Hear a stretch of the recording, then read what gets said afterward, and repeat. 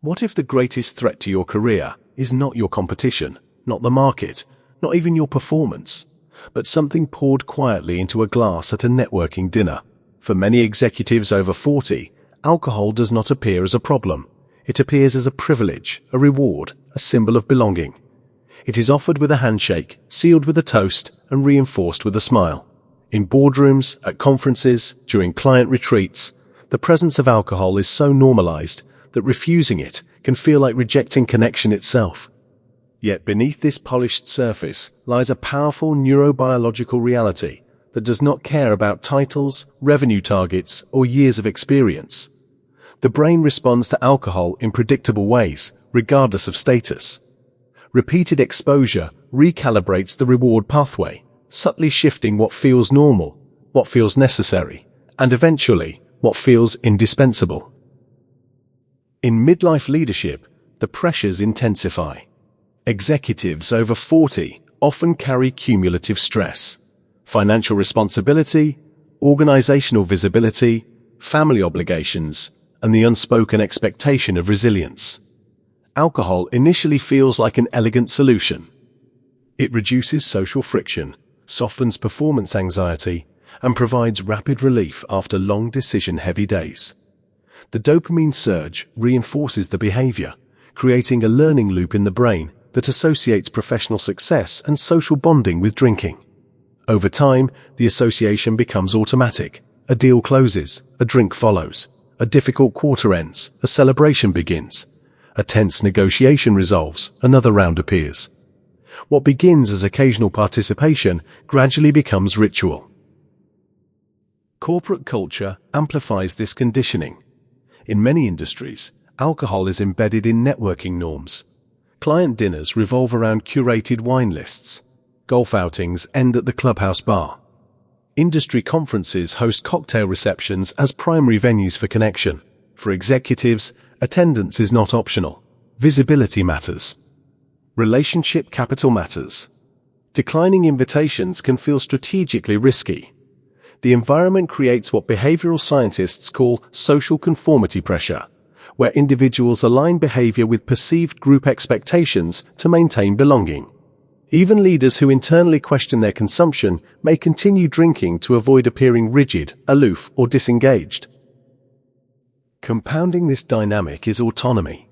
Senior professionals operate with minimal supervision. There are no performance reviews focused on lifestyle habits. High income provides access to premium alcohol, private spaces, and the ability to conceal frequency. Unlike early career employees, executives rarely receive immediate feedback about subtle decline. Work output may remain strong for years, masking escalation. The brain, however, adapts steadily. Tolerance increases, requiring more alcohol to achieve the same effect. Baseline dopamine decreases, making ordinary pleasures feel muted. What once felt like optional enhancement slowly becomes perceived necessity.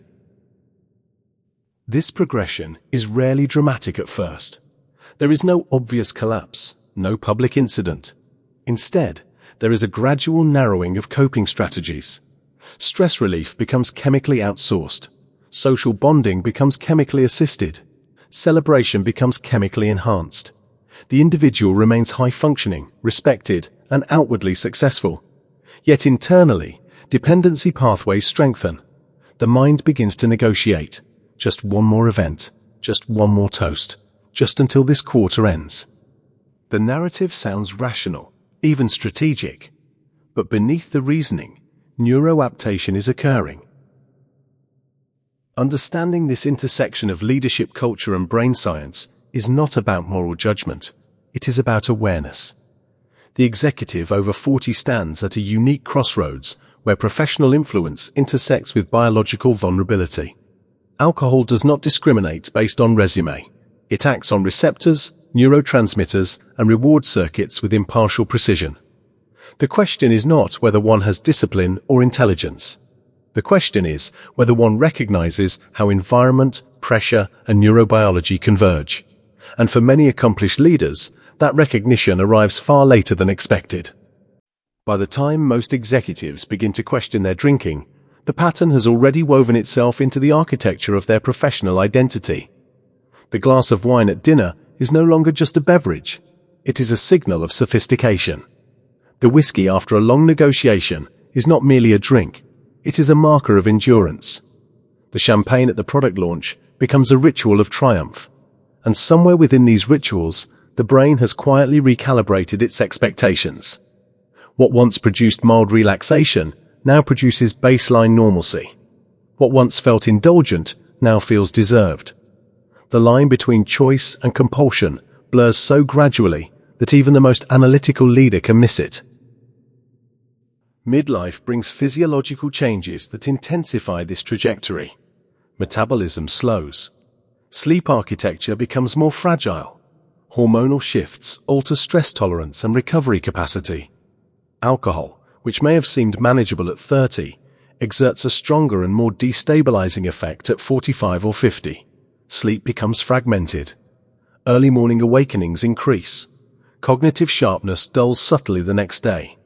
Yet executives often attribute these shifts to workload, aging, or market volatility rather than to alcohol's neurochemical disruption. The brain's reward system, repeatedly stimulated, now demands more frequent activation. Cortisol levels rise under chronic stress, and alcohol temporarily lowers perceived tension, reinforcing the cycle. Relief becomes the reward, and the reward becomes the reinforcement. Social conformity pressure deepens the pattern. In professional environments, belonging is currency. When the group orders another round, declining can feel like stepping outside the circle. Even seasoned leaders are not immune to the human need for inclusion. Behavioral economics demonstrates that perceived norms strongly influence consumption. If everyone appears to be drinking, the brain registers that behavior as safe and acceptable. In reality, many individuals may privately wish to moderate, but assume they are alone in that desire. This silent pluralistic ignorance sustains a culture where excess becomes normalized without anyone explicitly endorsing it. The suspense in this progression lies in its invisibility. There is rarely a dramatic moment of collapse at first. Instead, there are subtle indicators. A reliance on alcohol before high-stakes presentations. A reluctance to attend networking events where drinking is limited. An increase in solitary drinking after public functions. A growing defensiveness when someone comments on consumption. These are early warning signals, not moral failings. They reflect neuroadaptation and behavioral conditioning. Yet high performers are skilled at rationalization. The mind constructs narratives of control. Revenue targets are met, relationships are strong, health metrics appear stable. Therefore, there is no problem, or so it seems. What often remains hidden is the gradual erosion of resilience. Alcohol interferes with REM sleep, impairing emotional regulation and memory consolidation. Over time, decision fatigue intensifies. Patience shortens. Creativity narrows. The executive who once thrived under pressure begins to feel unusually reactive. The solution appears to be more effort, more discipline, perhaps even another drink to unwind. The cycle tightens. The very substance used to manage stress begins to amplify it physiologically. In this space of contradiction, voices like Dr. Anna Lemke emphasize a critical insight. Dopamine is not merely about pleasure, it is about motivation and learning.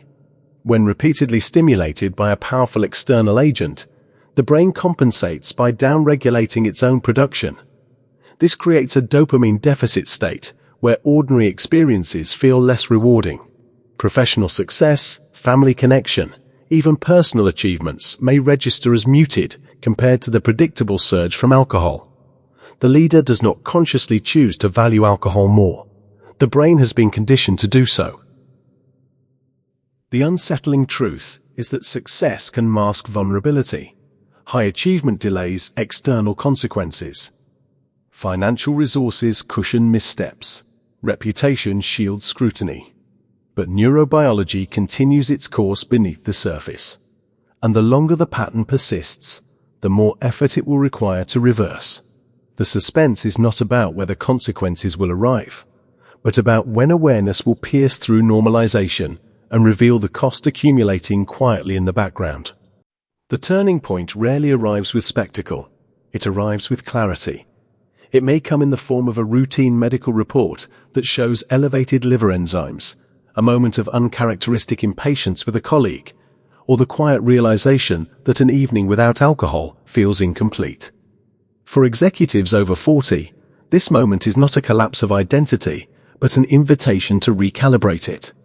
Leadership, at its highest level, is not merely about revenue growth or market expansion. It is about self-governance. The same strategic discipline used to scale companies can be applied to recalibrating personal habits.